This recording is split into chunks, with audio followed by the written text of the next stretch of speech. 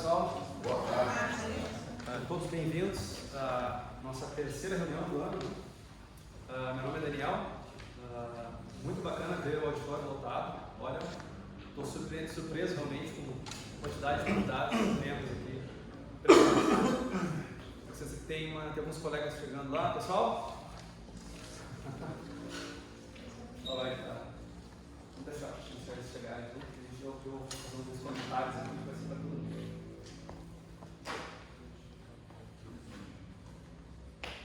Todo mundo tem a agenda já do dia? Não?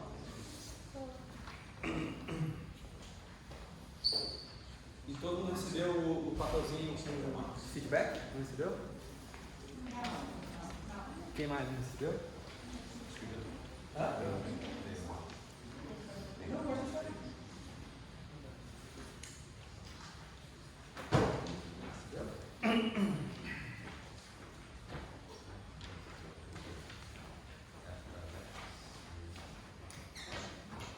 Legal. Pessoal, antes de a gente iniciar formalmente a nossa reunião, eu queria só fazer alguns comentários. Isso vai ser mais direcionado ao pessoal que já é membro, mas como eu sei que tem muitos convidados que eu tenho certeza que vão se tornar membros, já fica para vocês também. Tá? Vamos lá. A missão do nosso clube, enfim, antes um parênteses, a nossa equipe, nosso time de liderança, nossos líderes, eu incluso, a gente tem trabalhado bastante para desenvolver os itens que vão fazer desse clube o melhor clube do Brasil. Tá? A nossa visão é realmente se tornar o melhor clube de comunicação, de oratória do Brasil, o melhor clube do Toastmasters. Então, para isso, a gente desenvolveu uma missão, a gente criou essa missão, que é desenvolver habilidades de oratória e liderança por meio da participação ativa, da experiência inclusiva e do aprendizado contínuo. A questão da participação ativa é muito importante. Eu queria só, enfim, deixar marcado para vocês a questão que, para participar do Toastmasters, a gente precisa se engajar de muitas formas. Então, o Toastmasters ele é um clube de oratória, a gente precisa ver aqui, mas para a gente, como a metodologia do Toastmasters ela é mista, e a gente vai explicar em seguida, a gente precisa também se comprometer com as atividades que são necessárias no currículo online, que é o Pathways. Tá? Então, a importância do Pathways. Tá? Para a gente atingir essas metas de liderança que a gente está vislumbrando, todos os membros do nosso clube precisam executar os seus treinamentos, enfim, passar nos treinamentos online no Pathways. O que é isso? A gente tem as apresentações, que são parte do currículo, mas também faz parte do currículo a execução dos projetos, completar os projetos no Pathways, que é a nossa ferramenta online. Essa ferramenta, para cada projeto que você executa, você tem que fazer eles fazem uma videoaula explicando como vai ser o projeto, quais são os objetivos, dão dicas. Então é extremamente importante. E por que é isso importante para o clube como um todo? Porque todas as métricas do clube estão relacionadas com os níveis que cada um está no clube. Então, um exemplo, a gente tem alguns casos de colegas que estão apresentando, já estão, por exemplo, na 4ª apresentação e no Pathways não andaram. Então, teoricamente, para a organização do Toastmasters, esses colegas ainda não evoluíram. Tá? Eles evoluíram para a gente internamente, a gente sabe disso, mas a gente precisa regularizar esse processo. Então, assim, nas próximas semanas, fiquem atentos, a gente vai mandar uma série de comunicados pedindo para vocês executarem os treinamentos de acordo com o projeto que vocês estão executando. Então, se você já está no nível 2, você vai ter que executar o Icebreaker e o projeto nível 1. Então, fiquem atentos, a gente vai mandar instruções, mas queria ressaltar a importância disso. Né? Isso vai nos ajudar, com certeza, a se tornar o melhor clube do Brasil. Agora, eu vou passar a palavra ao nosso Toastmasters do dia. Nossa reunião de hoje vai ser bilíngue, então teremos discursos em inglês e em português. Luiz?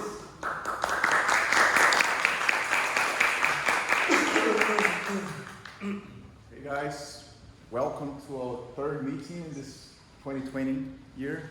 This is our first meeting in English, so I give you a warm welcome to everybody, all the members and first-time visitors. Talking about that, raise your hand if you're a first-time visitor here in the club. All right, please tell me your name and How did you find out Toastmasters, please? So my name is Alauzi, and I came here with the invitation of my friend here, Região. Welcome, Alauzi.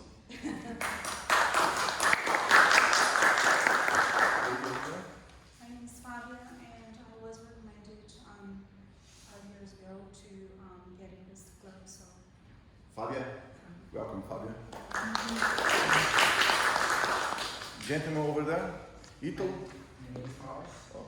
and my friends come to me, and this is I want to learn more about Toastmaster and about everything this program can learn from me. I have saw you before here, right? You're your friends? No? No. Your first time here, or three? Yeah. Yeah, okay. So, the next one. What's your name and how did you find Toastmasters? Não, eu já tinha vindo aqui antes. Okay, thank you. And who else? Também, já tinha. Thank you. Ito, right? Eu vim ano passado em uma reunião e aí agora estou retomando esse projeto que eu quero engajar mais. Depois a gente conversar e dizer como você vai retomar.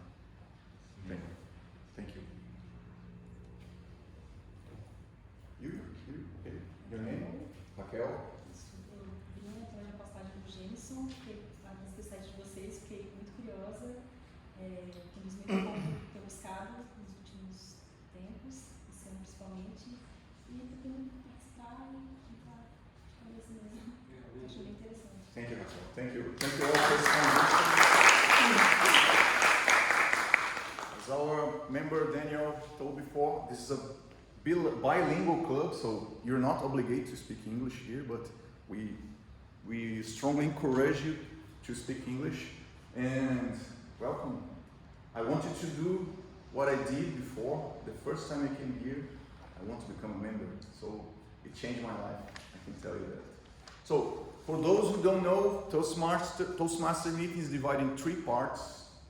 The first period is the prepared speech, where all the members prepare their projects in-house and they come here to present and deliver their speech. The second part is the table topics contest, where members and visitors are welcome to come here and deliver a speech for 1 to 2.5 minutes. And the last period is the evaluations. So all the prepared speeches which were delivered in the first part will be evaluated for a specific evaluator. So 3 periods, and this meeting will last about 1.5. Okay? So let's give you some numbers for Toastmasters. We're working in 140 countries, more than 16,000 clubs worldwide, and more than 350,000 members. So how does it happen in the Toastmasters experience? We have our meetings. We are doing it right now, and we have the Pathways, which is the educational program. It's totally online. So we progress in our journey in our meeting clubs and in the Pathways, which is online. So here we learn by doing. So we have our learning by projects. So in the Pathways we have our projects, and each speech is a project. So, and you go advanced in levels. We can change many languages here. Our club is bilingual. We have immediate feedback from our evaluators. We have a great learning network worldwide. So we have opportunity to go worldwide and visit any club we want. If the club is open, you can look at internet, and for instance, you go to Santiago, you can log on the Toastmasters website and you can find a club over there. If it's allowed to visitors, you can go and you can meet the guys over there. In Toastmasters experience, we have 11 tracks. When you became a member, you can choose. You have an assessment where you can choose which track you will go in your journey. and then you have projects inside those tracks. So we have, in our club, we have the leadership positions. For instance, Jameson is the president, he's not here today. We have Daniel is the vice president of public relations. He's managing all the communications of the club. I am the VP of membership. My duty is to attract and retain new members. We have a treasury, we have a secretary. Max over there is the secretary, right? Yeah. Okay, and then we have a treasury. What else? Sergeant of Arms, the director. Yes. The logistics, right? Yeah, VP of Logistics. Great. So everyone who is a member is encouraged to become a leader. It is open to everyone who's a member. And we have our roles inside the meeting. And I will explain later for you guys. This is an example of how many Toastmasters clubs we have, particularly in corporate club. You know, we have Dell, SAP, IBM, only tiny companies, right? We have our UNB, we have our USC. So in Word we have more than 16,000 clubs. So during the meeting, what happens? We have a contest which we will choose all the winners online. We will share the links later for you to vote. We have the written feedback. You are encouraged to write the feedback for all the speakers over there. And I will share with you right now all the roles we will perform in the meeting. First, I am the Toastmasters for the day. We have our friend Anderson Noronha, who will be the timer for the day. Please, Anderson, can you please share with us all your duties for today? All right. My name is Anderson. I'm going to be the timer for this meeting. The timer is the guy that records and tells the people how long were the speeches. In each speech here has an adequate frame of time. For example, the first speeches, there are the prepared speeches. The frame of time is from 5 minutes to 7 minutes. Then, at the 5-minute time, there's the minimum. When the person reaches this time, I'm gonna show this green, the green, I don't know what's the name. This card, right? So they know that they reached the minimum required. Then, at the minute number 6, I will show the yellow one, so they know they are like the 6 minutes frame. Then, when he reaches the maximum, in this case the 7 minutes, I will show the red. So, after the red, after the 7 minutes, we have 30 seconds frame, window of 30 seconds, so that the people can finish the speeches. If every one of the presenters can deliver the speeches between, in this case, 5 from 7 minutes or 7.5, they will be able to participate at the contest that will be voted at the end of the meeting. At this, in the second half of this meeting, we have the table talks speeches. There are little speeches, and the frame is from 1 minute to 2 minutes. After the 2 minutes, we have also the 30 seconds frame, and I will show you at the 1 minute and a half the yellow. So I will just record the time and show the people to the people he is speaking what the time is, and the time is. Thank you, Anderson.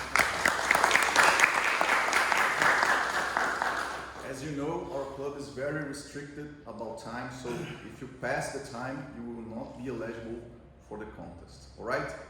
Okay, next. For the A counter role, please give a welcome applause to Pamela.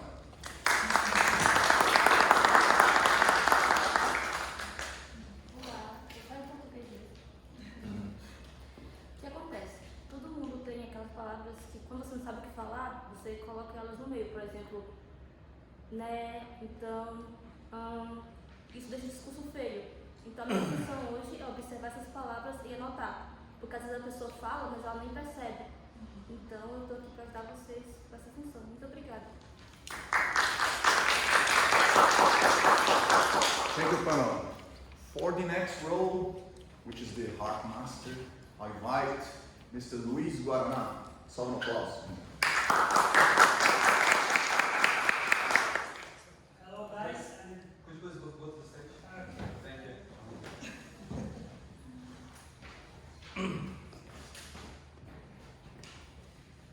so guys, Guaraná is my surname, like a soft drink.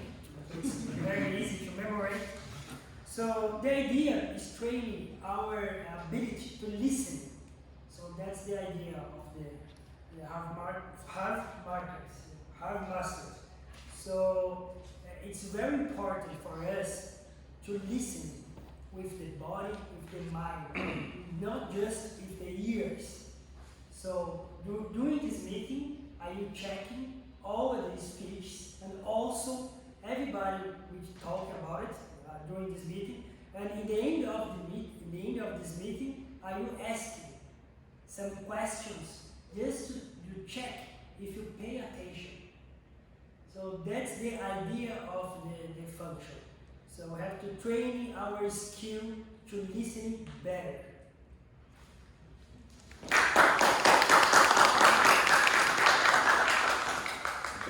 Thank you, Luis. For the next role, which is the Table Topics Master, I invite Mr. Rodrigo. Please, Rodrigo, come on.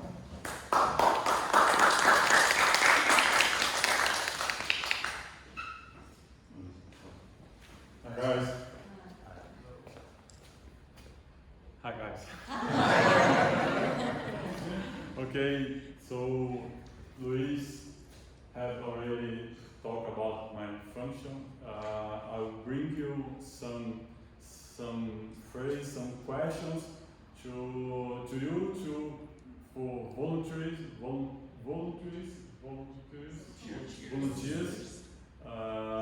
to deliver a speech between 1 minute and 2 minutes left time. I see you soon.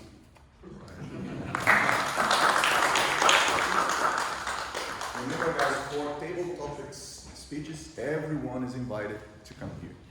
For the last role for today, I will vote you for the general evaluator role, Mr. Daniel Beck.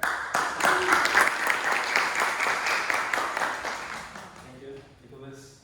Okay, well, as the name says, general evaluator, I will be evaluating the whole meeting, everything. So everything that's happening here, and in addition to that, in addition to the whole evaluation, I'll do an evaluation of the evaluator. So we'll have a section at the end, which will be for the evaluations. Then the people who deliver the speeches will receive feedback, and I will be also analyzing how the feedback was provided. So I will provide a feedback to the evaluators too. Okay, so it's an opportunity for everyone to learn and receive feedback, and you guys can learn understanding the type of feedback that will be delivered here. Okay, thank you. Guys, before we begin, let me ask everyone who has this card. You want a pen?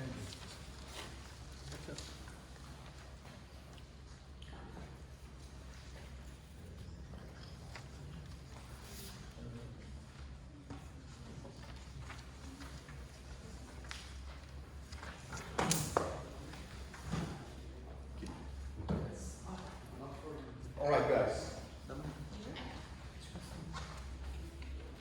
I have some announcements to make.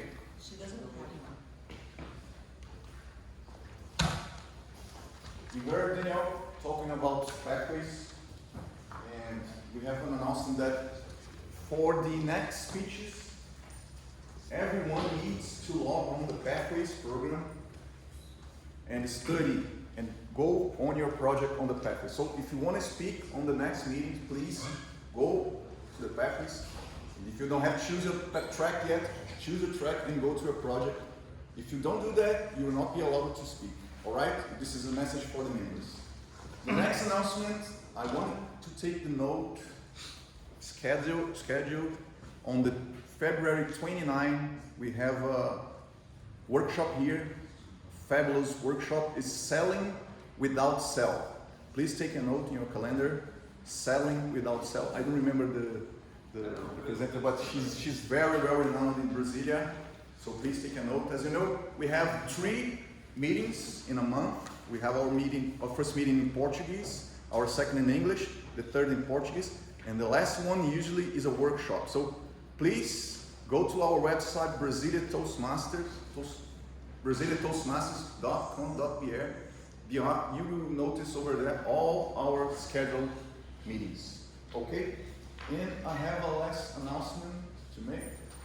We have on May 30 our annual Brazilian conference in São Paulo. So if you want to go deep in what is Toastmaster experience, please book your trip to São Paulo in May 30. It's spectacular. We have our national contest, the national competition on speakers. We will have in Brasilia a competition with our 3 clubs. As you know, we have 3 clubs in Brasilia. We have this Alumni Club, we have BSB Nights, and we have the Newbie Nexus Club. So we will make a contest for the best speakers and best improvised speakers. And the winners will go to São Paulo to compete in Brasilia competition. All right? Great.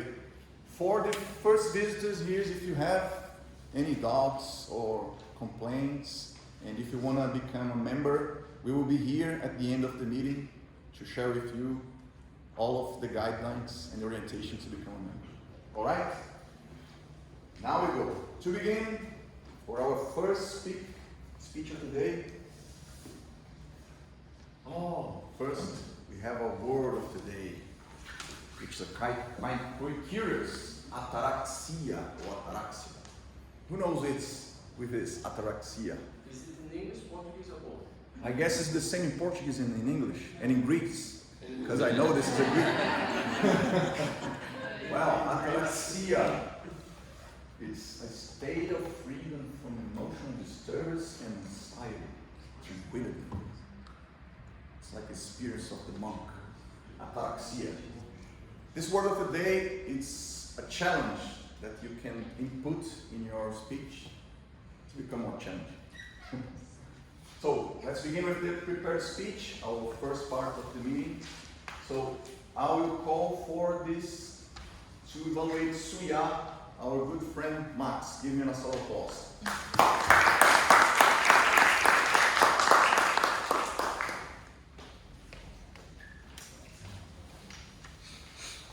Hello guys, nice to meet you, especially the visitors. I'm Max Barbosa, and today I will evaluate Suya, who will deliver her second speech in the innovative planning track, in the pathways track. It's a track that helps you build your skills as a public speaker and leader, and this path focuses on developing a strong connection with audience members when you present, speech writing, and speech delivery. The projects contribute to building an understanding of the steps to manage a project, as well as creating innovative solutions. This path culminates in a high-performance leadership project of your design. And today she will speak about Living Labs. If I'm not mistaken, it's evaluation and feedback, and she prepared a PowerPoint presentation for all of us. She will have 5 to 7 minutes to deliver her speech. So good luck, Suya, and all the best.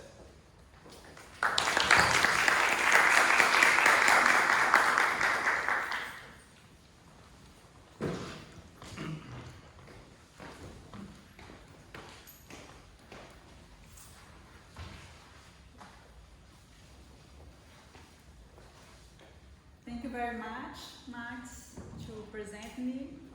It's both a pleasure and a privilege to be here to talk to you. I'm going to talk about Living Labs. And to start, I'd like you to read this reflection. Recent research showed that the 70% to 80% of new products and services that fails does so not for lack of advanced technology, but because of a failure of understanding the user needs. And this happens not only with the private sector, but with the public policy, the government sector, and the service. Because both the private sector and the government had a lot of initial in the institution, traditional institutions, and implementing a gap of implementation because at international level there are agreements, and in the local level we cannot implement these agreements because they don't consider the local approach. And we have now decentralization, a whole out of state tasks. We have this need, neoliberal policies, and with ICT can enable this decentralized action. ICT and other technologies like the 3D printing, biotechnology, and other technologies. So how can we resolve that? Do you can imagine a place to experiment how the user can fit with more efficiency the products, a place to create new products, a place with other people, elaborate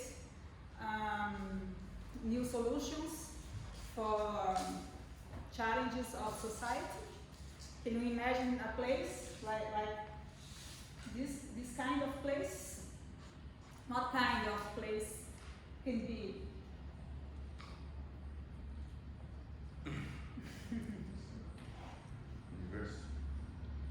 University. But what kind of place in the university? Yes, a laboratory, because laboratories will make experiments in laboratories. These are the living labs, laboratories, and they are common with companies and common in the urban environment. In the smart cities, they are very popular now. And in the company, when they have a prototype or they want to develop a product, they can use living labs. But for the government, it's very useful because it involves the society, the citizens, to make to solve a problem, a urban problem, and it's centered in the citizen, in the human is centered, and they can search with both the public actors, private actors, knowledge institutes, and the user, that is the citizen, participates. Aimed at innovation, and the co-creation and cooperation takes place with the ICT's technologies, and the iteration, there are a lot of iteration, and all the partners have decision power. And why adopt living labs? From the entrepreneurial perspective, it's very useful because you can test a product before go to the market, and you have less risk. For the public policy perspective, it's also very useful because you can involve the local society, you can to resolve a problem together with the local society. And why don't adopt living labs? It's because we can't make a patent because it's a lot of actors and you can't share in this agreement with them. This is a disadvantage of living labs. So it's very common now, the urban living labs. It's an ecosystem when you have the government, the citizens, they give the information to the government, and we have more information to make the better decisions. And we have, on the other hand, the private sector, like tech companies, and feedback from the citizens in the academia who makes the research and development of services and new products. This is a Brazilian living lab in the PUC University. In Brazil, there are hundreds of living labs all around the world. In Brazil, it's very recently, but here in Brasilia, in the technological park, there is a project to have a place to live in labs.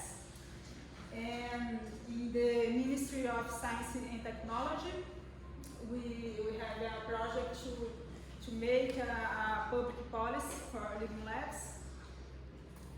And I hope you could bring these ideas to your work environment, and when the living labs takes place in Brasilia, you can enjoy it. Thank you.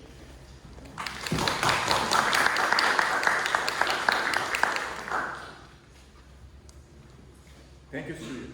Thank you. I never heard about living labs. Thank you for sharing. All right, guys. You have your card over there with the feedback form. Everyone has the form for feedback? All right. Now you have 1 minute. Please, Anderson, can you start 1 minute, please, for written feedback? If you want to write the feedback for Suya, that is the time right now, please.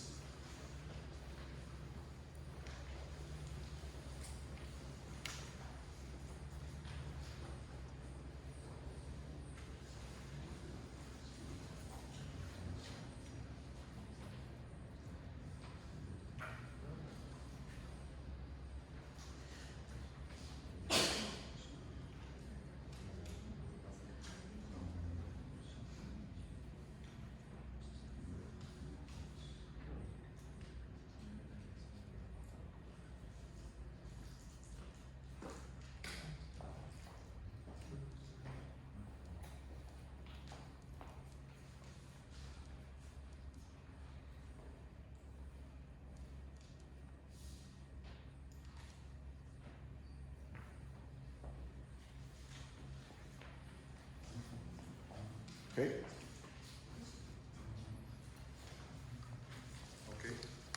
Okay, guys, thank you. All of these feedbacks you will deliver to the speaker at the end of the meeting, okay? So please, we encourage you to write for all these speakers. All right, for the next speech of Regiane, I'll invite our good friend, Daniel Beck.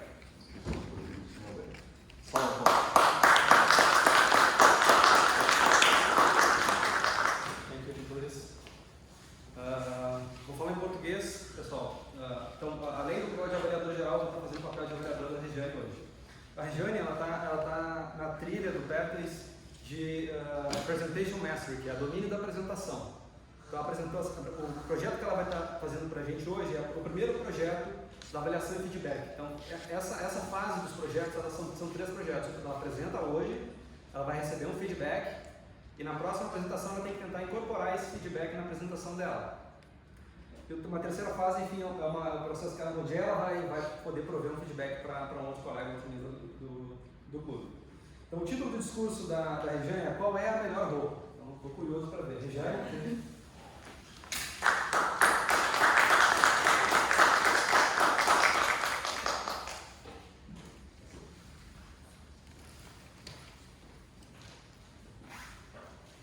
Vamos lá.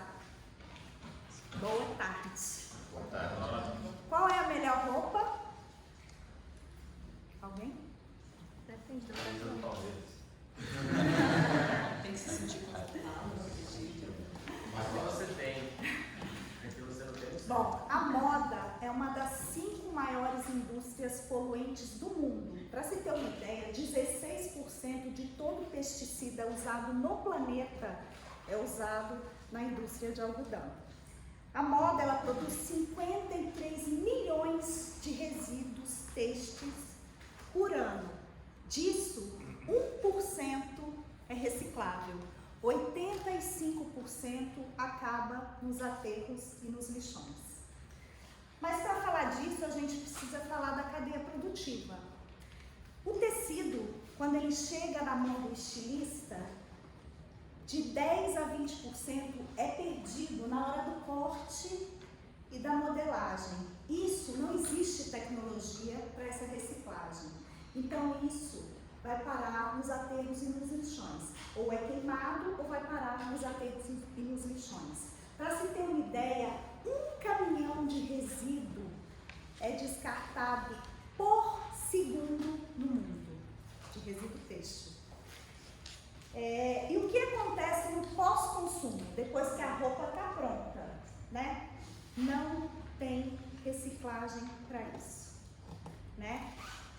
Aqui no Brasil, com a lei de resíduos sólidos, que é de 2010, ela fala que a gente não pode descartar tecido no lixo comum. Vocês sabiam disso? Não. Pois é, ninguém sabe disso.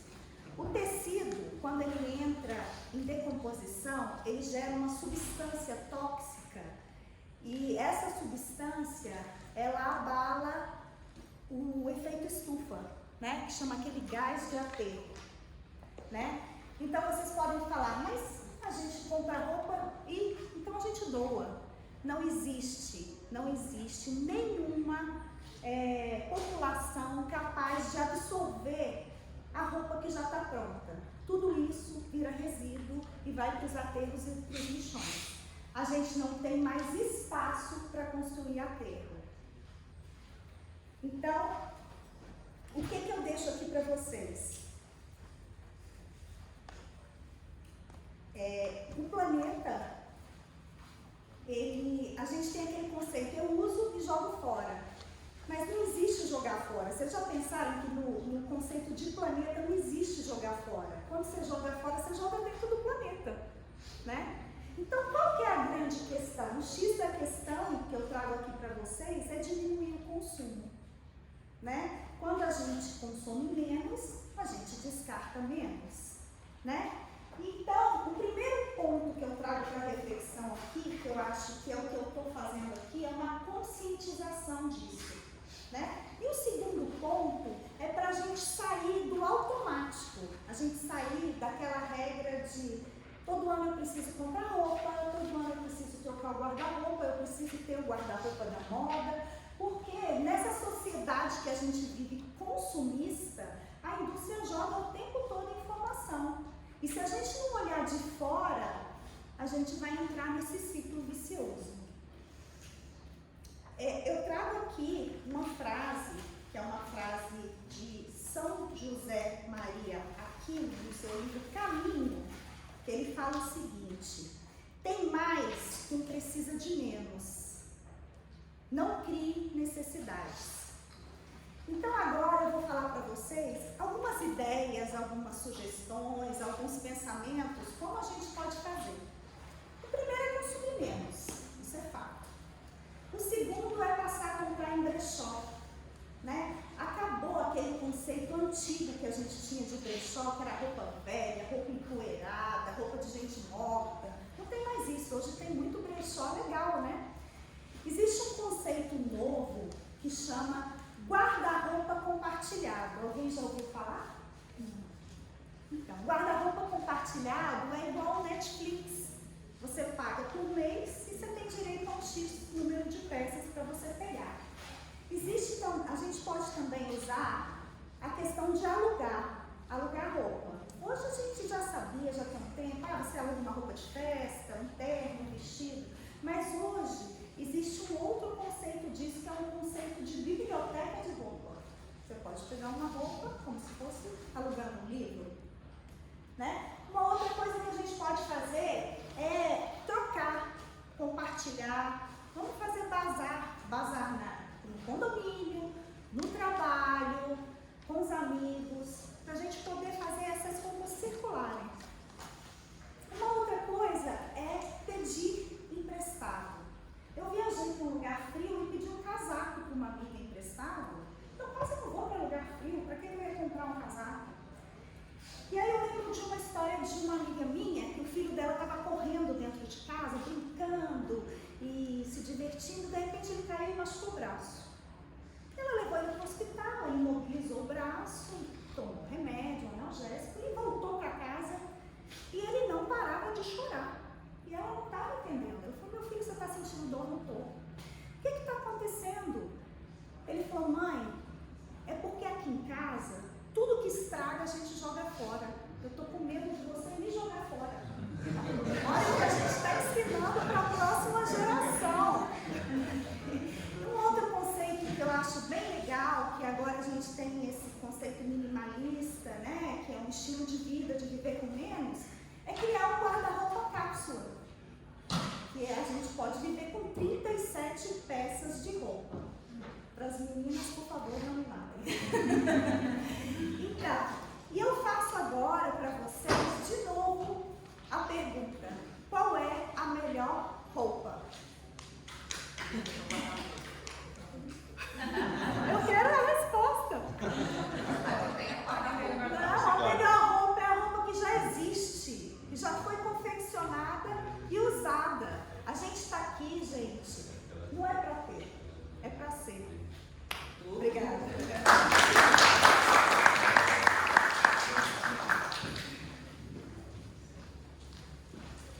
Jane, I would like to present my wife to you so you can convince her. Thank you so much.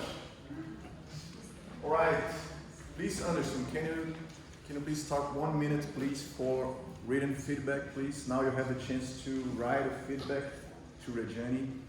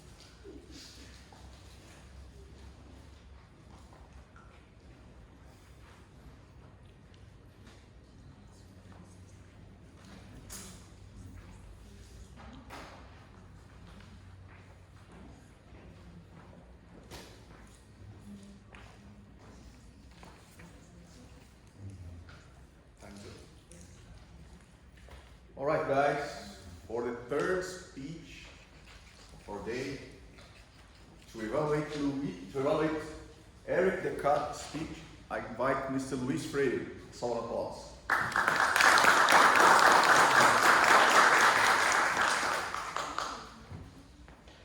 Hello everyone, I'm here to present Eric's speech. Eric, such as Regiane, is in a series of evaluation and feedback, and he will present today his second speech at the series. The series intends to improve the skill of receiving, applying and giving feedback. And the purpose of this specific speech today is show how he is able to apply the feedback he has already received in the previous speech.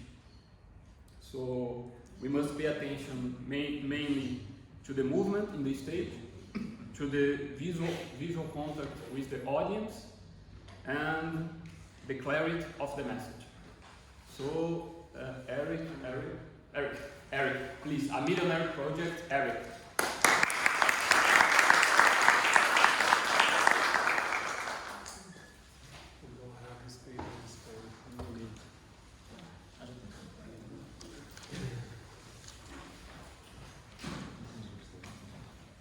Sorry, I didn't understand. I will explain during the presentation. Okay. This thing. Okay. Think in a superhero. Think in a superhero of, think in your favorite superhero of your childhood. What made him or her special? Now, you will create a new superhero. You will create a new superhero based in your preference, based in your background, based in your profile. Let me give you some steps to help you in this creation. Please write down on the paper. Now I think everybody understands the idea. Write on the paper which is the superpower of this new superhero. Which is the superpower of this new superhero that you will create. Please, you have time. Which is the clothes that he or she wear. And the third step is, which are the superpower tools that she or her has. For instance, she or her has a hammer, she or her has a belt, she or her has a glove. What kind of tools your new superhero has? Please write down. Okay, back, now I need your help. Please pick up the paper and bring it to me. Why have I asked you about to do this kind of task? What have I asked you to do this? Because I think in this paper we have the start point of a new millionaire project. And let me explain. And to explain, we have to come back in 1941. And before I advance in this presentation, bear in mind that this story that I tell you, it's a real story. It's real. I need the paper here. Pick it up, please. I need this. I need this paper with the superpower, with this new superhero. Thank you. So, in 1941, as I told you, I tell you a real story. In 1941, a sociologist teacher was trying to create the lie detector. He and his wife chose a student to help them in this research. During the research, they fell in love. And when I say they, I mean that they start a triangle love, a triangle relationship. En français, un ménage à trois. After a while, the student gets pregnant. Then, they have to leave the university and stop the research. The teacher, to earn money, starts to write comics. The first comics didn't work.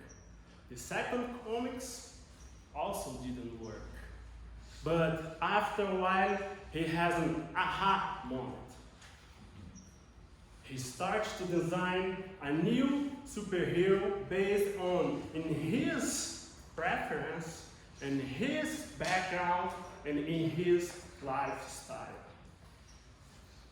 This new superhero has three particularities. One, she was born in an island where that were just women. Two, she wore clothes and bring a rope based on in the teacher sadomasochism experience. Three, the rope has the power to uncover the truth. At a first glance, it seemed crazy.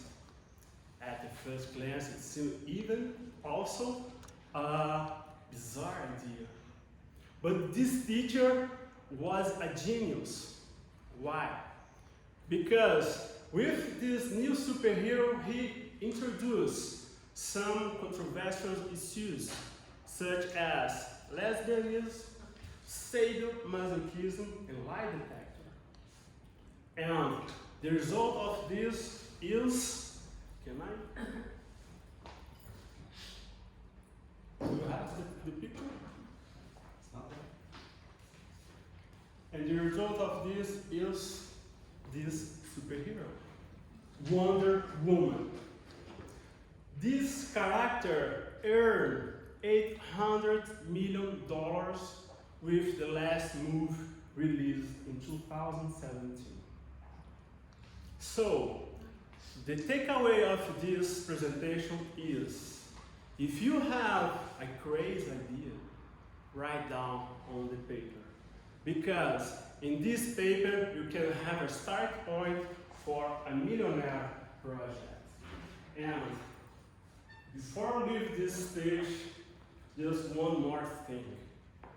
Your ideas will be really useful. Thank you.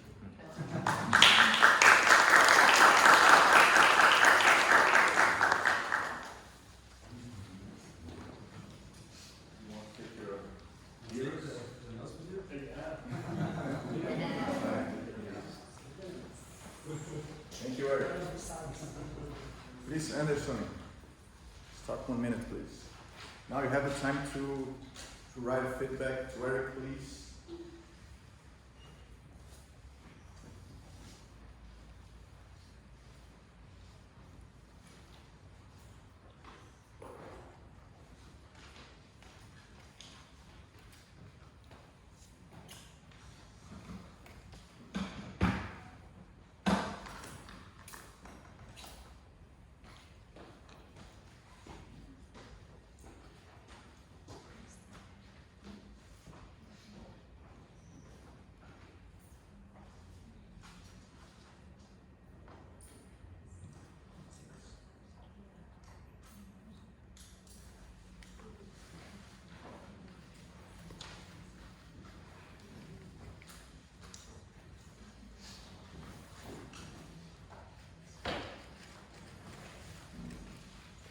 Time's up. All right, thank you. Now for the last speech of the day, to evaluate Mr. Alden, I'll invite Mateus. A solemn applause, please. Mateus.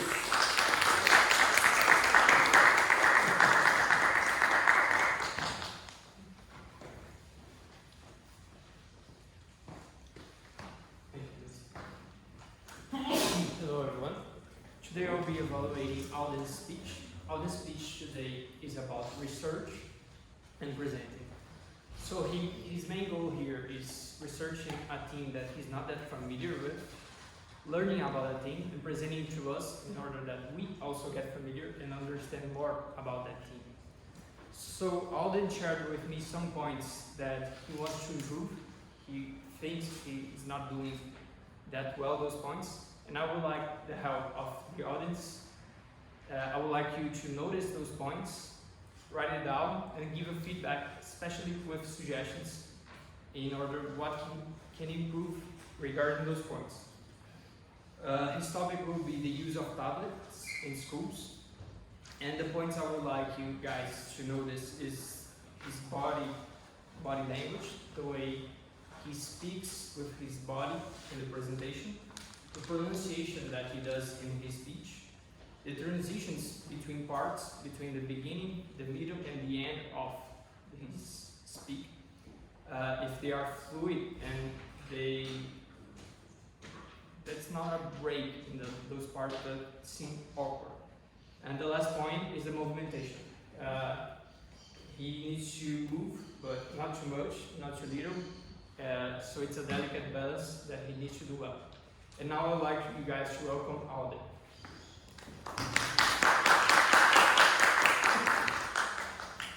Thank you, Mateus. Good afternoon, fellows. The more time passes, the more technology adaptation is required. I'm 14 and I live in the 80s, and I get impressed every day with the rising speed of the technology. In the 80s, we already had personal computer, we already had video games.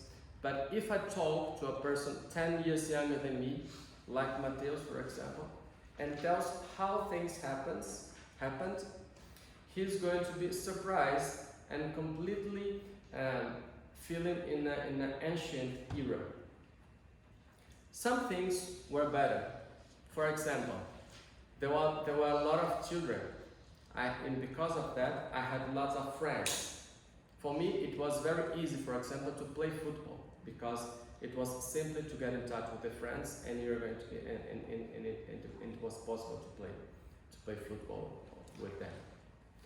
Other things were clearly worse, or at least awkward. Apart from play football, I used to play with chocolate cigarettes. What today is a bit strange for kids doing that. A third point is when I wanted to get in touch with my friends, I used different technologies than smartphones. I shout or I call them via landline. And I also study using textbooks. For my surprise, when I was talking with my 15-year-old brother, I have a 15-year-old brother, he said to me, textbooks is an item that doesn't exist anymore. Do you believe in that? Do you believe the schools are substituting textbooks for tablets? My loved and smelling textbooks for that unsightly tablets? Do you know about that? Who knows about that, please? Put your hand. Yes, I need to admit I'm an old school guy for some points of technology. Another day, for example, I was asking for my nephews to take a selfie for me.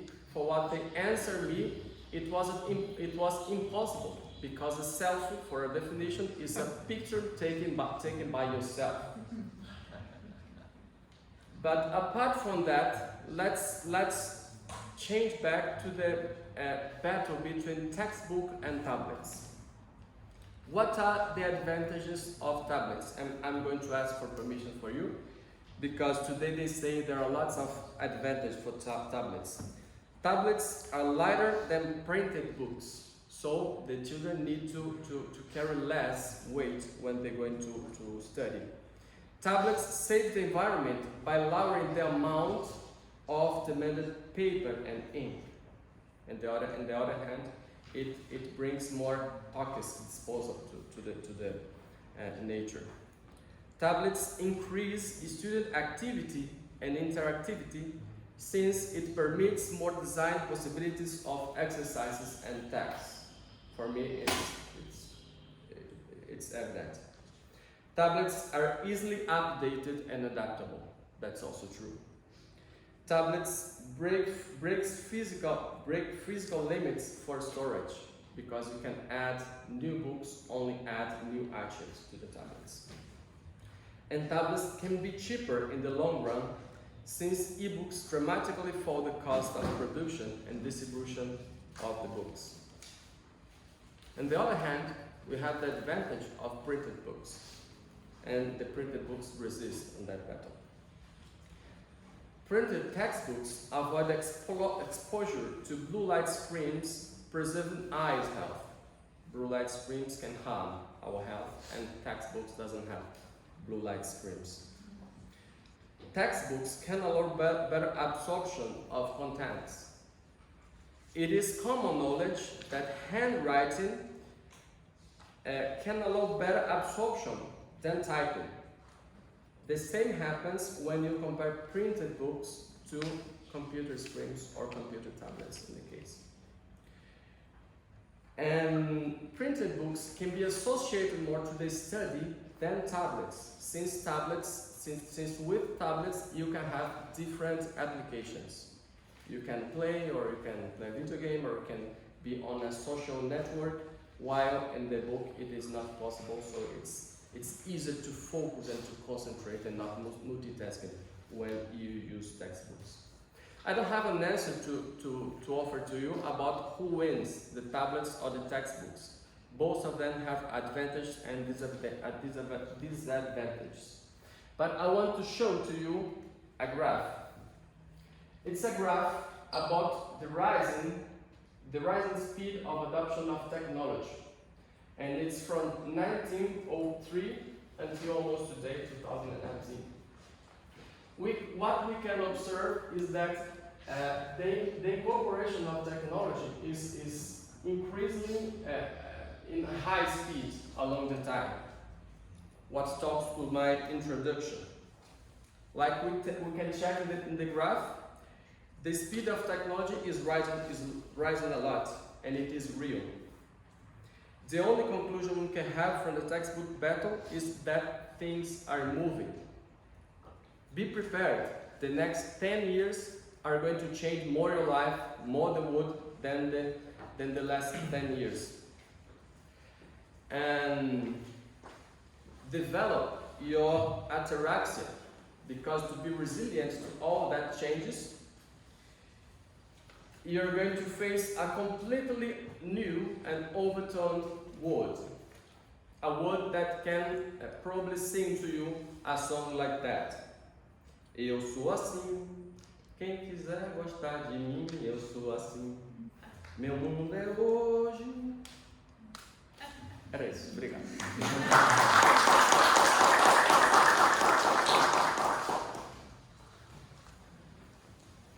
Thank you, Alden.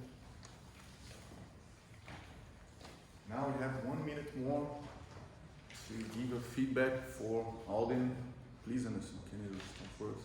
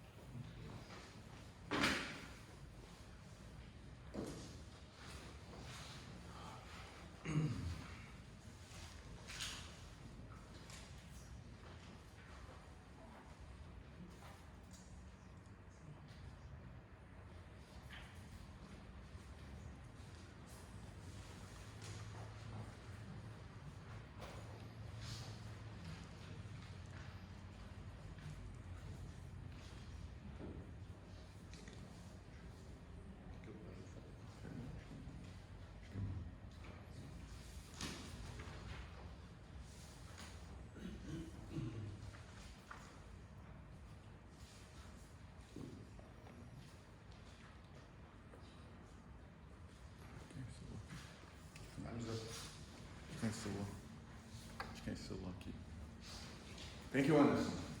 Now, I would like to call Mr. Anderson to give us the time report. Please give us all applause.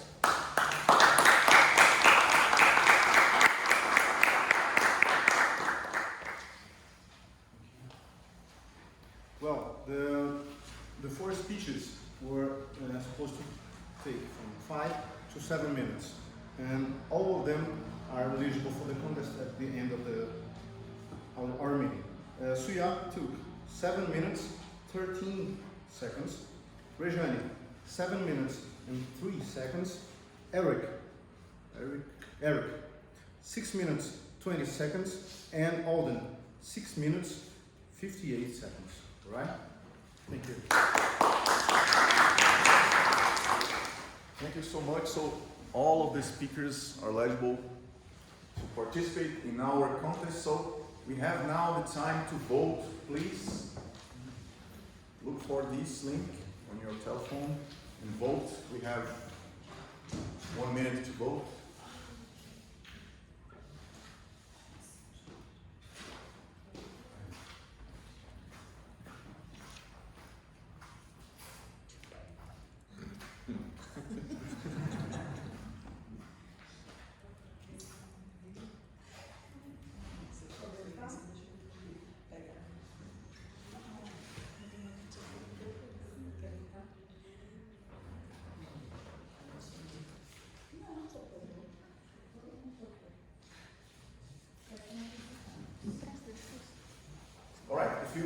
If you didn't vote yet, you have all the meeting to vote.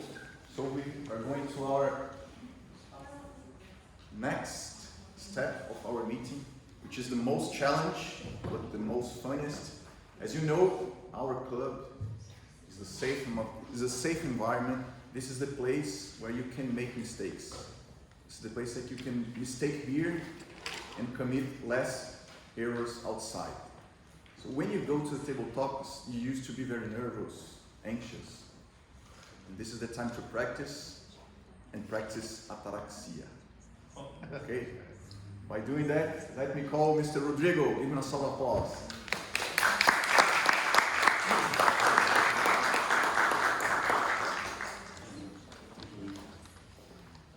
Hi again. Hello. First of all, can you hear me? Yes. Okay. Can you understand me? Yes. Nice. I hope we have some fun. Those who know me maybe think, why so serious? I usually be a funny guy. This is my very first time I talk in English. And like Luis said, this is the place to make mistakes. This is the place to learn, to be better, to improve. So I wish I have a lot of ataraxia. From the Greek, ataraxia. Do português, ataraxia. In French, I don't know. Since this is the first meeting in English, and my first time speaking English, and a lot of first times, I bring some questions and phrases about first experience, first impressions, and a lot of first things. So I hope some volunteer. The first one? To talk about impressions? I'll give you a question. Yeah. The moment you came here, and you have a couple of seconds to think about, and then give them the speech. What about you?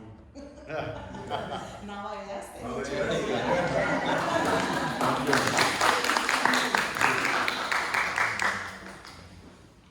my God. Let's see. What is your name? My name is Alauzi. Alauzi. Alauzi, the first question. Which came first? The chicken or the egg? You know, yeah, I confess you that I thought about this because I'm doing a PhD, and something that I'm investigating on my PhD, it's something that brings me this question, and I have to confess that my conclusion is no one. It's impossible to answer this question because, yeah, it's, for example, on my PhD, I was trying to understand some behaviors, and I was asking, okay, they are behaving this way because I established this role, or this role, it's a result of their behavior. So it's something like that. Which comes first, the chicken or the egg? So for me, it's impossible to answer this question. Yeah. Thank you.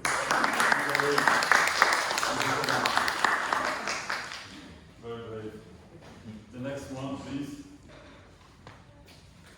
There are a lot of first things in life, so my list is just beginning. Good.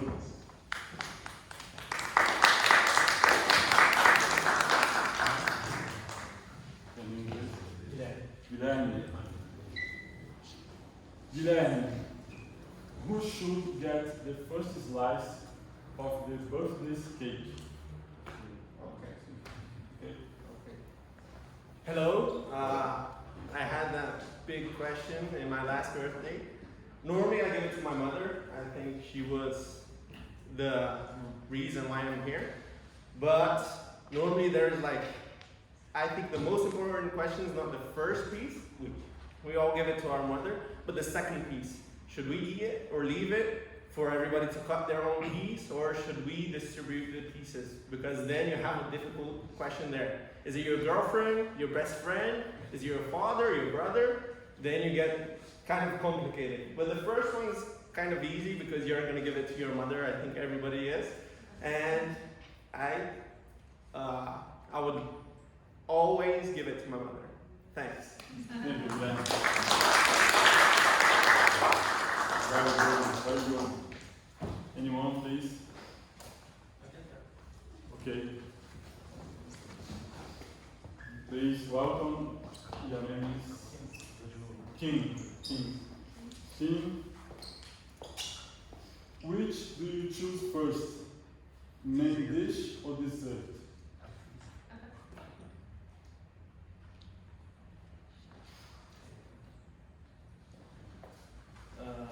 Usually when I go to the restaurants, I think of choosing the main dish, right? But sometimes you're so eager to get to the end and enjoy the dessert that we eat the main dish thinking of the dessert, right? And then, well, in Brazil, we usually have this habit of, we have to eat the dessert after lunch. But who made that rule? Why can't we disrupt this and perhaps eat the desserts before the main course? It's just, I'm provoking you. What's right and what's wrong here, right? So perhaps I can choose the dessert, eat it, and after that, I can choose the main course. Am I doing something wrong here? Am I going to be grounded for that? So the real question is, which one should we eat first? The main course or the dessert? Thank you. My wife, for example, choose the restaurant thinking the dessert. Just to remember, the impromptu speech is to be between 1 minute and 2 minutes and a half. Right, Anderson? Yeah. Okay. Please, the next. Don't make me nervous. Vanessa.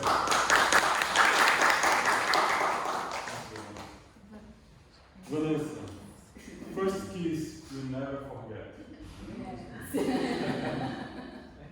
Well, my parents lived in a city called Pratinha. It's a very small city in the state of Minas Gerais. And I used to go there on my vacations, and then I would hang out with some friends there, and then I met this guy. He had a very weird name. He was named Delson. And he was a friend of the girls that I used to hang out. There were twins, and they lived near my parents.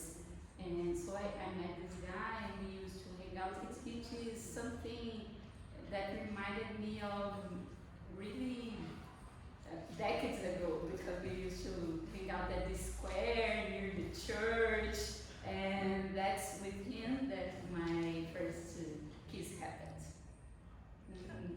That's it. Thank you.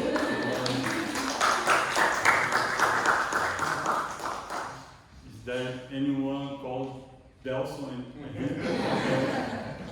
Thank God. Please, another one. Come on, guys. Come on. Okay. For applause, please.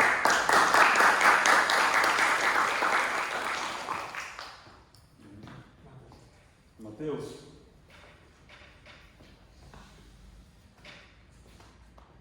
Do you have a job? Yes. Okay. First boss, dream or nightmare?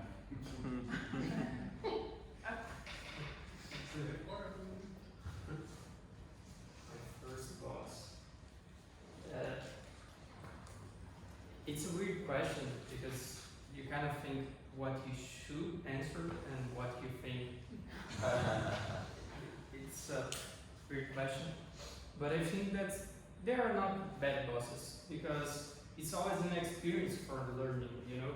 The first boss I had, he was a little bit demanding and he was a little bit lost on what he was supposed to be demanding. He was a public servant and he started a small company that he made some engineering jobs in that small company. So he wasn't that used to managing people because it wasn't part of his job. So despite not being a nice environment or a nice experience, you also get to know things that you should do differently and things that usually don't work. So despite having a bad job, I think it's a learning experience. And I think everyone that gets in that position, it kind of gets a little bit frustrating because you think that you cannot improve because you have a bad job. But you need to change your mindset and start learning from that experience and what you would do better in that situation. Good. Time? I think we are out of time, right? You got the time? Do we have time? Yeah, it's actually your last time now for the session we ended. Okay. This another one, the last one? Yep. Okay. Anyone? Eu vou, Fabiano. Okay. Pode ser.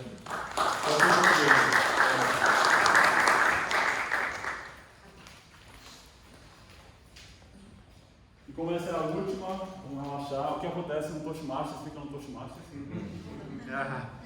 Quem ri por último, ri melhor. Boa tarde a todos. É engraçado porque eu escuto podcast em espanhol para estar no espanhol, meu escutar. Um dia desse eu escutei uma história muito interessante também sobre esse tema. Eu já acreditei. Tá. É o seguinte, tinha um casal que eles já estavam casados há muito tempo, só que eles não tiveram o casamento dos sonhos deles.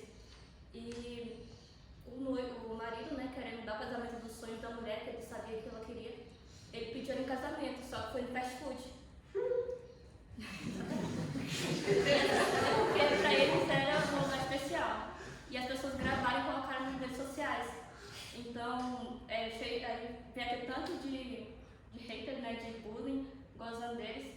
E algumas pessoas defenderam e falaram, não, vocês não precisam fazer isso. Então, várias empresas, como Uber, empresas de aviação, a própria empresa de fast food bancaram o casamento deles. E segundo a reportagem, o casamento dos sonhos. E era exatamente isso, quem hoje é melhor, porque eles sofreram todo esse bullying, mas eles conseguiram usar o casamento dos sonhos. Obrigada.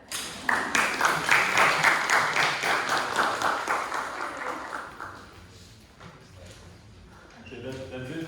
Anderson, can you report this?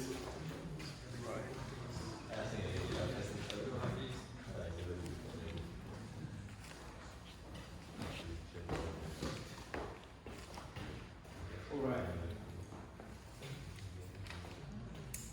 Unfortunately, of the 6 participants, 4 of them were above the minimum time, and Alauz used only 58 seconds for 2 seconds were not eligible. Guilherme, 45 seconds, Kim, 48 seconds, and Vanessa, 57 seconds. The only 2 that were they're able to the contest at the end of this meeting is Mateus, 1 minute 16 seconds, and Pamela, 1 minute and 9 seconds. Thank you. Thank you all. It was a good time, at least for me. Thank you. Thank you. Thank you. Now guys, you have the opportunity to give a feedback to Rodrigo, or a written feedback. If you wanna, you have a minute. Can you start a minute, please, Anderson?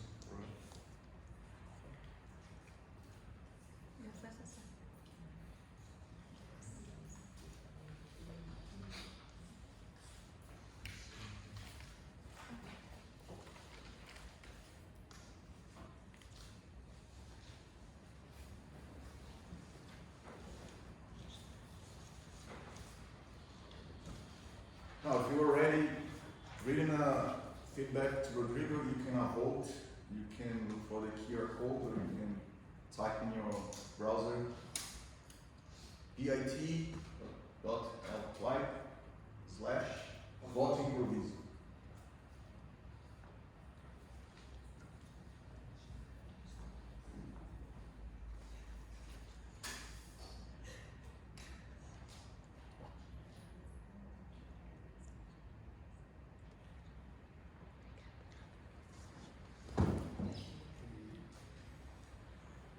Time's up for feedback. All right. If you didn't vote, you have all the meeting to vote. So let's go to our last period, which is the period of evaluations.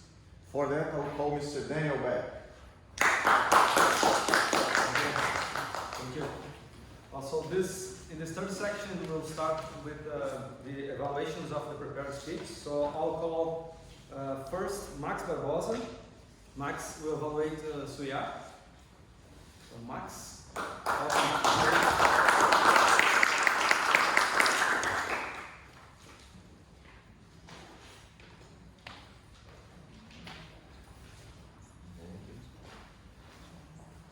again.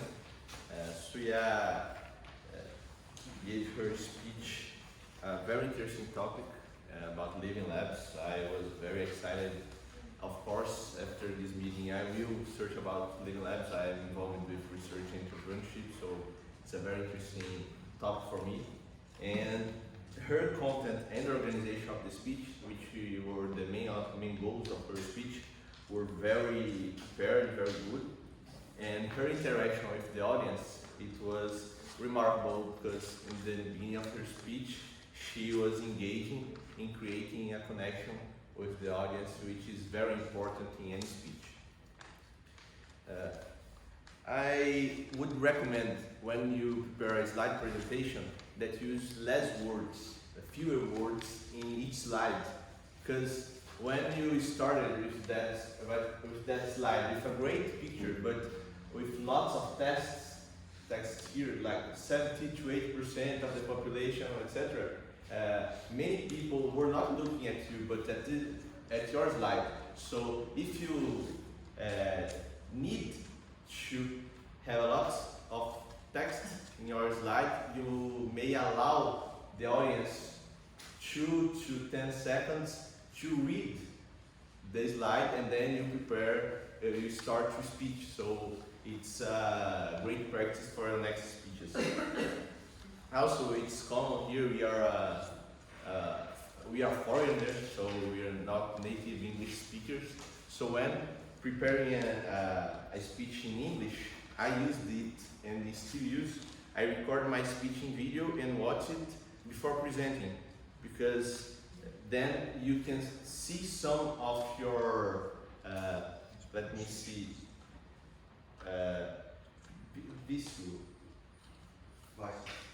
some of your vices in your English, so it's a good practice as well. But as your second speech, I was very impressed with your movement here in the stage.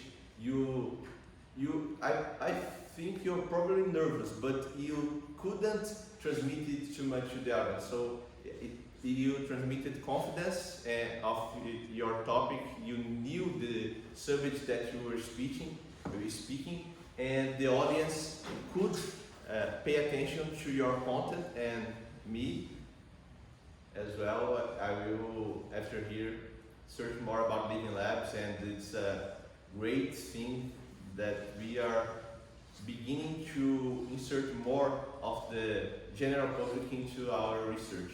Thank you very much. Thank you, Max. So next, I would like to call myself, because because I will switch my hat now from the general evaluator to the evaluator. So Daniel, okay. I'll switch from English to Portuguese, because Regiane did the speech in Portuguese. Então, Regiane, parabéns pelo teu discurso, foi realmente muito legal. Você iniciou com uma pergunta que já é assim, um ponto-chave para capturar a atenção da o seu tom de voz e a variação vocal para mim foram fantásticos. O seu contato visual foi também excelente, né? Você falou bastante, conseguiu navegar em toda a plateia. Teve alguns momentos que você olhou para o chão, tá? Quando você estava tentando, enfim, linkar um raciocínio com o outro, né? Você olhou um pouquinho para o chão. Esse é um ponto para cuidar. O discurso foi bem organizado, foi muito fácil de acompanhar a tua lógica, o fluxo, o teu raciocínio. Muito bacana a questão do storytelling, contando uma historinha com humor, ajuda também a manter a audiência engajada. A mensagem muito clara e também finalizou com uma pergunta. Pontos que podem aperfeiçoar. Eu vi que você estava com a folhinha de suporte ali, né, para lembrar as anotações, enfim. Aquela ali acaba sendo uma muleta, porque de vez em quando você parou um pouco, teve que folhear, enfim, mas meio que se atrapalhou um pouquinho ali, né, para encontrar o material, então cuidado. Pode treinar um pouquinho mais em casa para tentar, né, como desafio para a próxima apresentação, botar ela. Ela até, em algum momento você ficou segurando ela com o braço para trás, então ela também interferiu na sua postura, né? Então cuidar isso. Outro ponto de ser cuidado é a questão do uso da palavra né. Acredito que a conta vai te dar esse feedback. E a gente também, hoje a gente tem a oportunidade, pela primeira vez, a gente está fazendo uma gravação, então depois eu vou entregar para vocês no link, todo mundo vai poder ver como foi a sua apresentação. Além disso, a questão dos gestos também, eu notei que foi uma questão muito boa, consegui fazer gestos. A Branca está com uma mão e a outra está presa aqui, mas com essa aqui você se isola muito bem. E você parece um excelente nível de conforto no palco. Então, assim, a minha única dica então, para a próxima apresentação é a gente treinar um pouco mais para tentar tirar a folhinha, para se sentir um pouco mais confortável. Pode usar a dica que o Marcos deu de repente se gravar, fazendo a apresentação. E, por enquanto, deixa um material de apoio, vai olhando o material até ficar confortável para tirar ele. Parabéns, excelente estudo.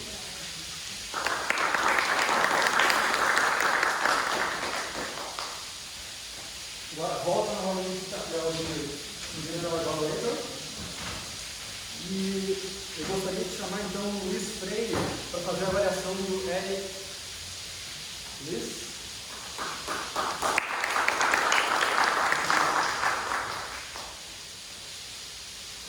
Cadê o Eric? Não, cadê o Eric? Ali. Todo mundo mudando bastante de lugar, eu estou te perdendo. Eu vou falar em português para dar o feedback tão claro quanto possível. Primeiro, em relação aos pontos que ele próprio tinha colocado no discurso anterior para observar, foi a questão do movimento, do contato visual e da clareza. Quanto ao movimento, de fato você fica se movimentando um pouco ali de um lado para o outro, mas eu não acho que foi algo que prejudicou o seu discurso, uma movimentação dentro do razoável. Se não houve uma total consciência em relação a como você se movimentava, também não acho que foi um ponto que veio a prejudicar o seu discurso. Ao contrário, acho que estava ok. Quanto ao contato visual, você manteve a cabeça erguida, manteve o contato com o público, apesar de algumas vezes parecer que estava com o olhar um tanto quanto perdido, digamos assim, sem parecer que estava de fato fazendo uma conexão com a audiência. Isso também me parece um pouco por conta do nervosismo e da tentativa de lembrar exatamente todas as palavras do seu discurso. Quanto à clareza do seu discurso, o seu discurso extremamente claro, muito bom, você falou de maneira bastante articulada, bastante pausada. Todos nós conseguimos entender a mensagem muito bem, o tom de voz era adequado. Quanto à mensagem que você trouxe do seu discurso, uma mensagem muito boa. Foi feita uma pesquisa rica e o discurso em si era um discurso bastante interessante. Quanto à estrutura, o começo do seu discurso foi bastante bom, ele citou a imaginação das pessoas ao fazer todas aquelas perguntas sobre super-heróis, o que seria um super-herói, que tipo de super-herói as pessoas imaginariam. Então foi um começo muito bom, apesar de ter pouca relação com a mensagem em si do discurso, que no fundo a mensagem do discurso era: olha, vocês podem ter um projeto milionário a partir de uma ideia idiota e completamente estapafúrdia. Era uma mensagem bastante boa, bastante interessante, e numa estrutura mais clássica, no começo, o ideal seria a gente já dar uma ideia de qual seria a mensagem transmitida, o que não aconteceu exatamente no caso. Bom, é isso novamente em relação ao conteúdo do discurso propriamente dito. Você trouxe aqui, falou com algum mistério no começo, falou sobre uma personagem bastante conhecida da cultura pop, fez uma pesquisa muito rica sobre ela, trouxe informações novas, informações existentes. Tenho certeza que as pessoas se divertiram, se impressionaram muito com o seu discurso, um discurso excelente. A recomendação principal é só para relaxar mais no próximo discurso. Parabéns.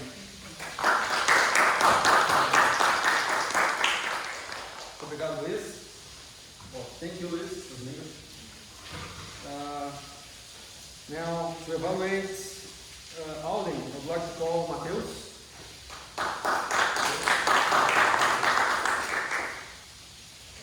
Então, vou começar parabenizando. Gostei muito do discurso, foi excelente. Vendo dos anteriores, principalmente, eu senti que estava muito mais confortável no discurso. Pelo menos externamente, não sei se internamente era a mesma angústia, mas por fora se parecia muito mais confortável, muito mais com facilidade de fluir, sair as palavras do que nos discursos anteriores. Uma coisa que a gente vai evoluindo e só com a prática vai surgindo. Começar pela preparação. Eu estava lendo seu roteiro, uma coisa que eu gostei muito. Eu estava lendo os tópicos, assim, eu vi que uma parte falava pausa de 5 segundos para dar a reflexão do ponto. Isso eu achei muito legal, uma coisa que poucas pessoas fazem. Não só colocar o tema, mas a forma como é apresentado também. E construindo um pouquinho disso, fiz um workshop uma vez, que me uma sugestão que eu gostei muito, que era você imprimir seu discurso, que no Word não dá para você fazer muito bem, e ali você fazer anotações sobre a forma. Esse trecho aqui eu falo um pouquinho mais rápido, esse trecho eu vou fazer uma entonação diferente, aqui um pouquinho mais devagar. É uma coisa que ajuda muito, porque na hora, no improviso, é difícil você conciliar essas coisas. Principalmente as primeiras vezes que a gente não está acostumado. A entonação vocal, a variação de velocidade, é uma coisa que não é natural da maior parte das pessoas. Sobre a entonação, você fez muito bem. Um ponto que marcou bastante, que ficou legal, tanto do ponto de vista de entonação quanto da semântica, foi um ponto que você falou, Eichtal. Você falou alto também, com Eichtal. Esse tipo de coisa vai muito bem no discurso. Você casando sentido com a maneira como você fala. Ali foi um ponto para exemplificar como você fez bem esse setor, essa parte do top. A gesticulação também eu vi que você evoluiu, que está indo muito bem. Acho que nos anteriores você é um pouquinho mais travado nisso. Nesse você já conseguiu fazer gestos grandes, gestos que casavam com o conteúdo.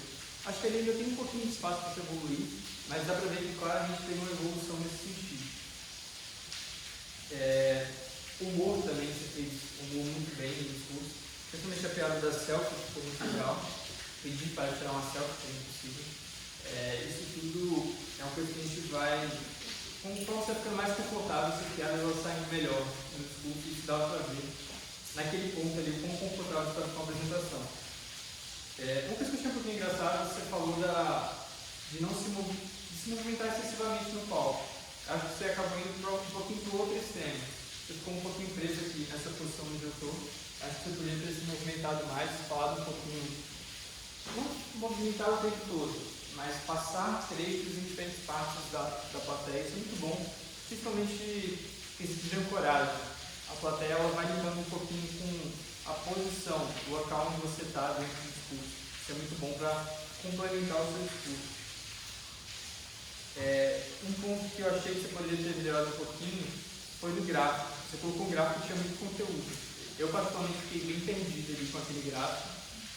Acho que talvez poderia ter sido uma ideia diferente, uma mensagem, de ter reestruturado aquilo. Acho que principalmente para o discurso oral, o gráfico tem que ser o mais intuitivo possível, a informação mais direta possível, e dar um tempinho para a audiência consiga digerir aquela informação. Depois que o Max falou do discurso da Soyal um pouquinho antes. Outra coisa que você mencionou também é da conclusão. Você falou que tinha um pouquinho de dificuldade em concluir bem. Eu acho que é bem criativa a conclusão com a música. Primeiro que ela é diferenciada, e segundo que ela é memorável. E esse memorável ele faz a plateia lembrar do que foi dito. Fica muito mais fácil lembrar do discurso que terminou com uma coisa que te chocou e de fazer o sair do senso comum com o discurso visual. Isso eu achei muito legal na hora de concluir o discurso. Esses são os pontos centrais. Gostei muito. A temática também achei muito interessante. É um tema bem presente, bem do nosso dia a dia, em termos criativos. E para concluir, está de parabéns, excelente discurso, ansioso para ver o próximo. Parabéns, Aldo. Obrigado, Matheus. Now I would like to call Anderson Noronha to give us the time report. I've already Yes. gave the time. Sorry? I've already gave it the time. For the evaluators. No, sorry, didn't. No? No, sorry. Okay. Well, something to improve then. Okay, so then we won't have any voting for the evaluators. We can skip the slides. And I will give straight my report. We don't have the grammarian, right? Huh? Tá, então a gente vai fazer então uma votação, mesmo sem o reporte tempo, vamos considerar que todo mundo que avaliou foi apto com relação ao tempo. Vamos fazer uma votação. Então aqui está o link para a votação do melhor avaliador. Dá um minutinho para vocês votarem.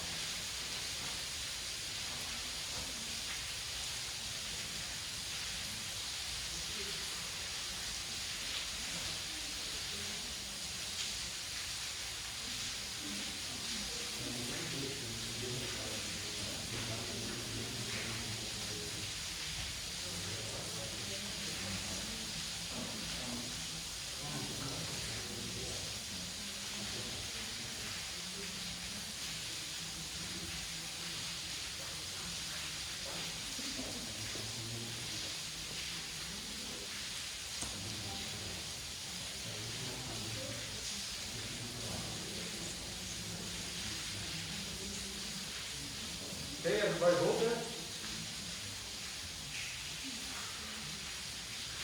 I see someone voting at the top.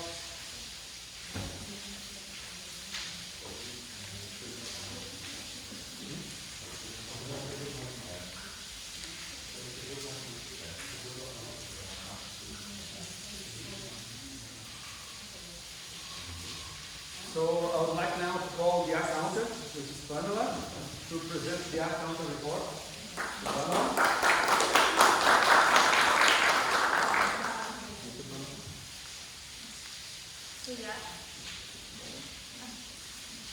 Você falou bastante e também notei algumas palavras que você usou para alongar a frase, para poder pensar, por exemplo, or, the, to.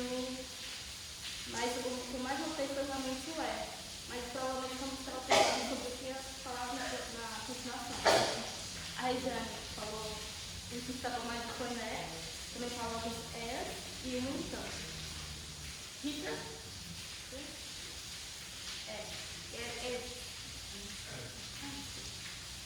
Você falou pouquinhas palavras, eu notei só um so, and e um só isso.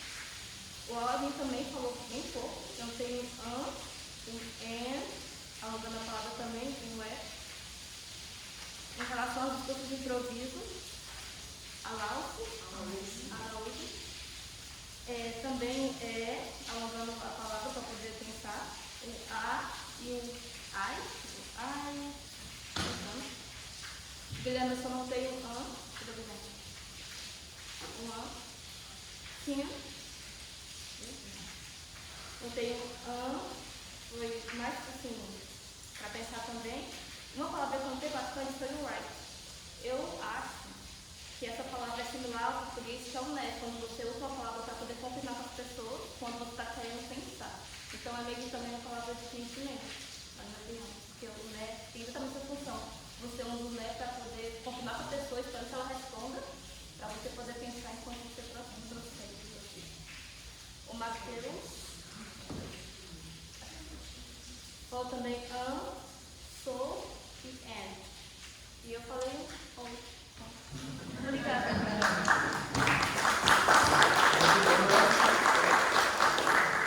Now I would like to call our harp master, Luiz Guaraná.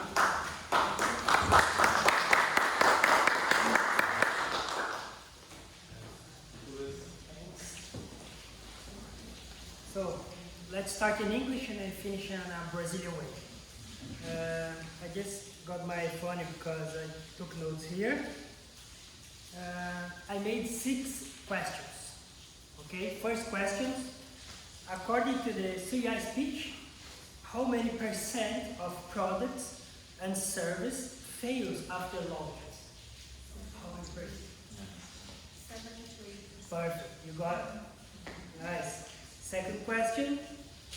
According to the Reunião speech, how many clothes can you live with when you have a minimalist wardrobe? Nice. Was easy. So next question. According to the Irish speech, how much money was made with Wonder Woman in the last movie? 8? No. 700? $800 million. Yeah, nice.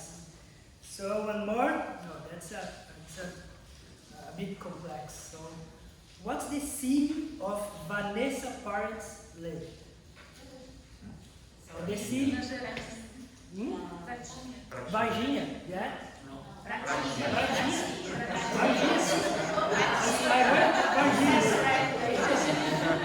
Yeah, I just wrote here Varginha. I have to train more with my listening skills. So that's an interesting question as well. What was the question to King? King is the guy come here. So what was the question you made to King? Você queria sugerir ou primeiro comer a sobremesa? Yeah, perfect. About the dessert and the main dish. Yeah, that's the idea. Food, very important. So just to finish and to conclude in a Brazilian way, the question in the end of Alden's speech, he's saying, eu sou assim, quem quiser gosta de mim. Who is the artist? That's a tricky question. Who is the artist? Only old school people. Only old school people. That's a very tricky question because it's an extra question. Almost? Almost? Who is the artist? Nice, great.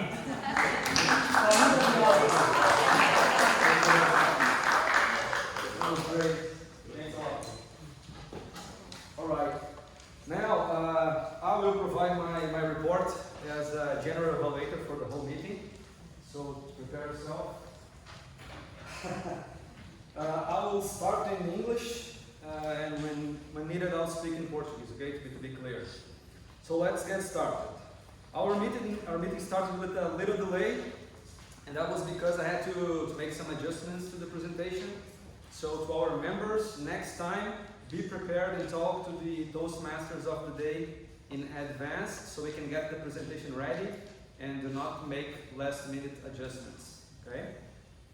The meeting was great. I mean, this is for sure the crowdest meeting we had. We have 29 members and visitors here in the room, and only visitors I have counted 13. So that's fantastic. Congratulations, everyone.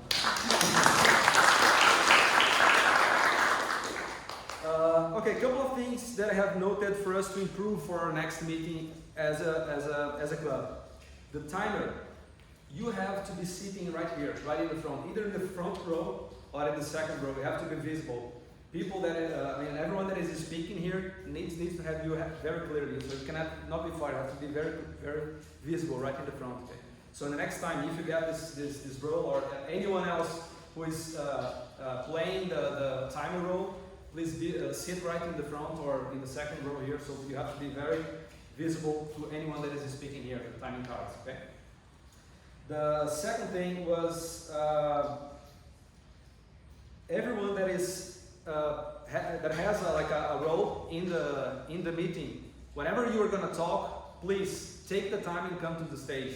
Do not speak from your seat, because the idea here is for everyone to practice the public speaking, right? So we are here to expose ourselves.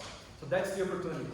So the meetings, I mean the meeting roles, or everyone that's playing this has a responsibility in the meeting. It's really literally an opportunity for you to speak in public. So it's not something just for the meeting. It's not just to help the meeting. It is also that, but it's an opportunity for you to speak to everyone. So use that time. So when the Toastmasters is calling you to present your role in the meeting, come to the stage and then speak. Okay. That note is for everyone. Actually, the intro here, the first part of our meeting took 24 minutes, and it was planned for 60 minutes. So I noticed that, again, sorry to pick you, I'm sorry, but when you were explaining the timer role, you took a lot of time.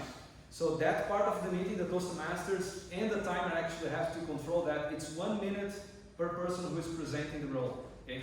And now we have the agenda, so you can follow exactly how much time each one has to speak in the meeting. So you can follow that and just cut everyone. Hey, you have 1 minute to speak. So let's just follow that so we can strictly follow the meeting time we have. So I just would like to highlight a couple of things. Also for all members, whenever you are coming or you are called to the stage, do not leave the stage before someone else coming. So for instance, if the Toastmasters is calling me to the stage, the Toastmasters will have to stay here until the member comes. Then the member will talk, and do not talk and leave. Just talk and wait for either the Toastmasters or whoever is coming next to come here. So the idea is we'll never leave the stage empty. Okay? So that's the feedback I would like you to remember. Do not leave the stage before someone is here. What else? Well, one more feedback for the Table Topics Master as an improvement that we can do also for the next meeting. So anyone that's playing the Table Topics Master role, after you give someone the questions or whoever is the subject that the people will be speaking here, I would like my suggestion is for you to go and sit somewhere in the audience. Do not stay here. Do not ask the question and stay here on the side or right there. Because the example I can give you, Alausi was speaking and she was speaking to you. Because she was answering the question she did to you. So if you hide yourself somewhere, I don't know, and if you sit there, the idea is that she will probably speak to the audience and not for you. So my 2 cents here, my suggestion is whenever you ask the question and go and see. So the person who is speaking here will not keep watching you and then will watch the audience. Okay? For a big guy like me, it's even hard, right? Yeah. Right. Okay. All right. Let's see what else. So the last thing I noticed, just for this part overall, just would like to congratulate e dar os parabéns para a Pamela. E eu vou falar em português, porque ela também fala em português, tá? A ideia aqui da reunião, um dos principais conceitos do Toastmasters como todo é a questão do feedback. Feedback em tudo. Então assim, a gente tem que ser muito claro no que a gente está falando. Então se você não vai conseguir se expressar para ser clara para a pessoa que vai receber o feedback em inglês, fala em português. Então essa é a ideia do clube. Essa reunião bilíngue é justamente para isso. Quem está confortável em falar inglês, fala inglês. Quem não está confortável, fala em português. O importante é você ser bem claro na sua mensagem. Tá? Legal. Então agora eu vou passar para os feedbacks específicos dos avaliadores. Então, um dos meus papéis é, além de avaliar a reunião, dar algum feedback para os avaliadores. Então, Max, cara, deixa eu te paralelizar. Max, cadê? Ah, já saiu? Ah, acho que está sentado ali, então olha para lá. Então, bom, mas eu vou falar e tal para vocês, já como fica como feedback para o pessoal que notou na avaliação dele. Então, assim, o Max usou a questão, deu um feedback positivo para a sua IA, né, falando das questões dos slides, uma sugestão de melhoria. Deu ainda outra sugestão de melhoria, que é a questão da utilização do vídeo para poder fazer a gravação e então, enfim, olhar como isso está indo para você melhorar.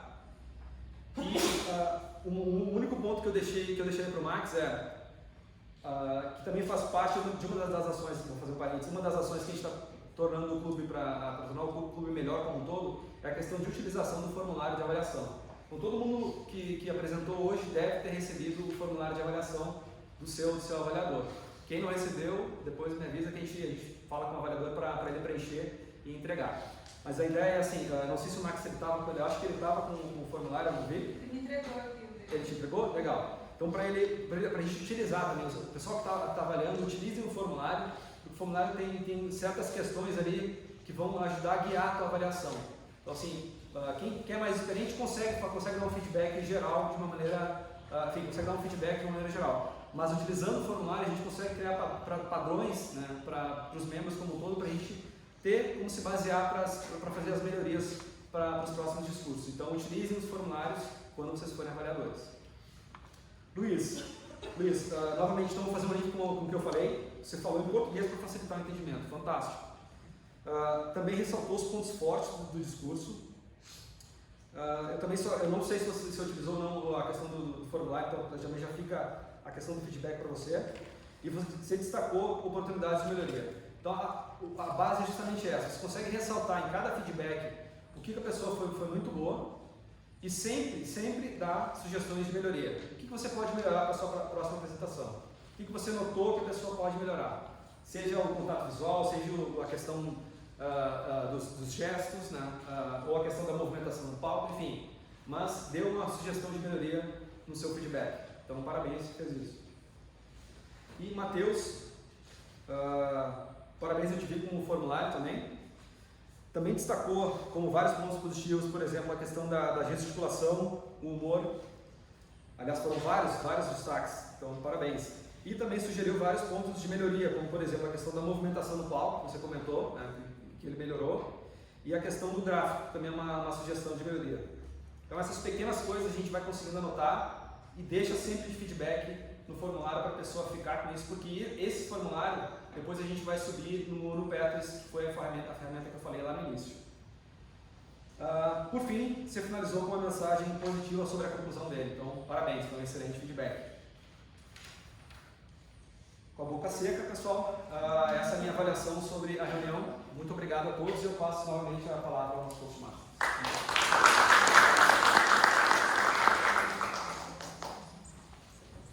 Thank you, Daniel. Now is the time to evaluate us, giving feedback for me and Daniel for the Toastmaster and the General Evaluator.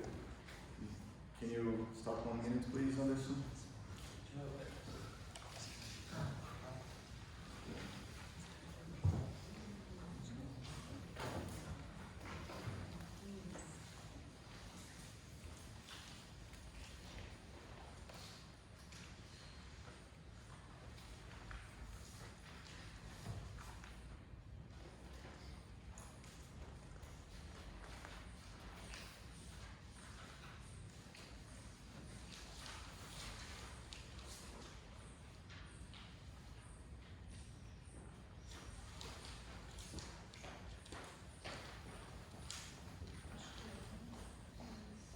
Alright, let's move on.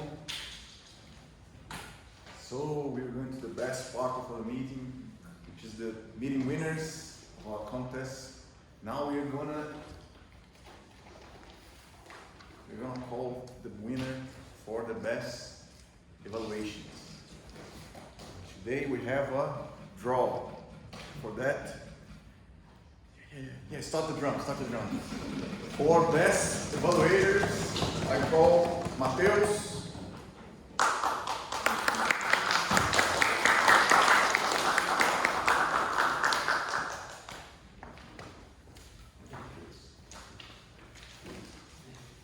And Luiz Freire.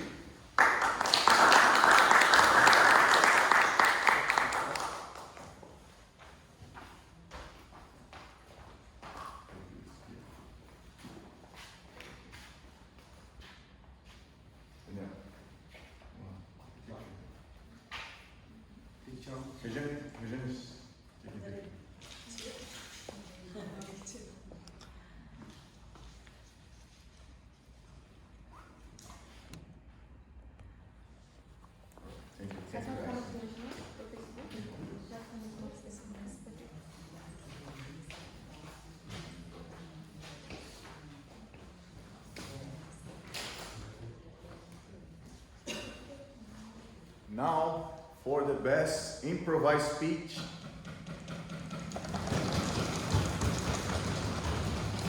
We have a draw. Mateus and Pamela.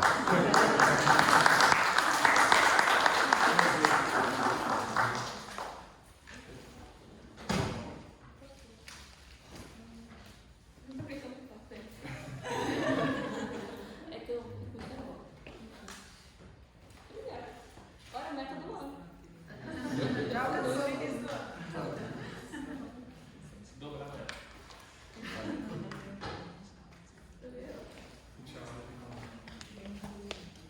Aqui. Isso.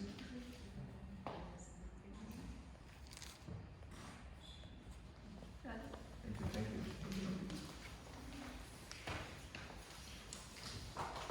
And now for the best speech of the day, I call Mr. Eric.